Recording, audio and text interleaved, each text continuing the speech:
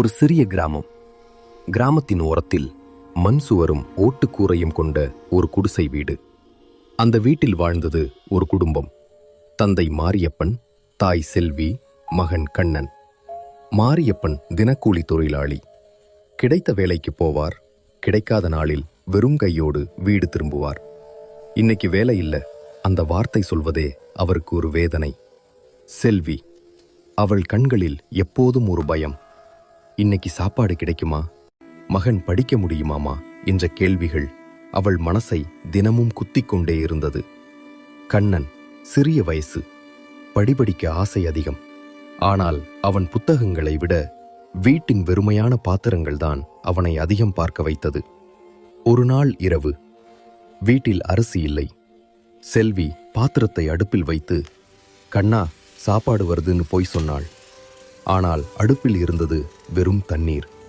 கண்ணன் கேட்டான், அம்மா, அப்பா வேலைக்கு போயிட்டா நம்ம வாழ்க்கை நல்லா ஆகுமா? செல்வியின் கண்களில் கண்ணீர். அவள் பதில் சொல்லவில்லை.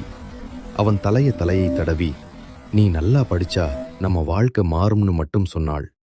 அடுத்த நாள் மாரியப்பன் வேலைக்கு போனான். சாயங்காலம் திரும்பவே இல்லை. இரவு முழுக்க காத்திருந்தார்கள். அடுத்த நாள்தான் செய்தி வந்தது. வேலை செய்யும் இடத்தில் விபத்து. மாரியப்பன் இனி இல்லை. செல்வியின் உலகமே உடைந்து போனது. கண்ணன் தந்தையின் சரளத்தையே பார்த்து எதுவும் பேசாமல் நின்றான். ஆனால் நாட்கள் ஓடின. வழி மறையவில்லை. வாழ்க்கை தொடர்ந்தது. செல்வி வீடு வீடாக வேலைக்கு போனாள். கண்ணன் அரசு பள்ளியில் சேர்க்கப்பட்டான். பசியோடு படித்தாலும் அவன் மனதில் ஒரு உறுதி. என் அப்பா பார்த்த கனவை நான் வாழ வைக்க.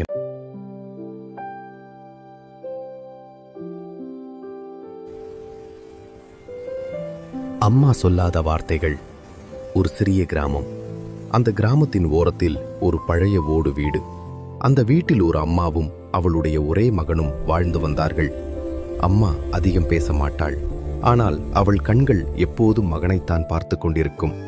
அப்பா சிறு வயதிலேயே இறந்து போனதால் அம்மாவுக்கான உலகம் அந்த மகன்தான். வெயில், மழை, பசி, வலி எதுவாக இருந்தாலும் அவள் ஒருபோதும் மகனிடம் சொல்லவில்லை. மகன் வளர்ந்தான். படிப்பு, கனவுகள், நகர வாழ்க்கை அவனை மெதுவாக அம்மாவிடமிருந்து தள்ளிக்கொண்டே போனது. ஒரு நாள், அம்மா, நகரத்துக்கு வேலைக்கு போறேன் என்று சொன்னான். அம்மா சிரித்தாள். அவள் கண்களில் கண்ணீர் இருந்தாலும் அது வெளியே வரவில்லை. பார்த்துக்கோ என்று மட்டும் சொன்னாள். அந்த நாள் அவள் அவனுக்காக கடைசியாக கையால் சமைத்தாள். மகன் போனான். வீடு அமைதியாகிவிட்டது. நாட்கள் மாதங்களாக மாறின.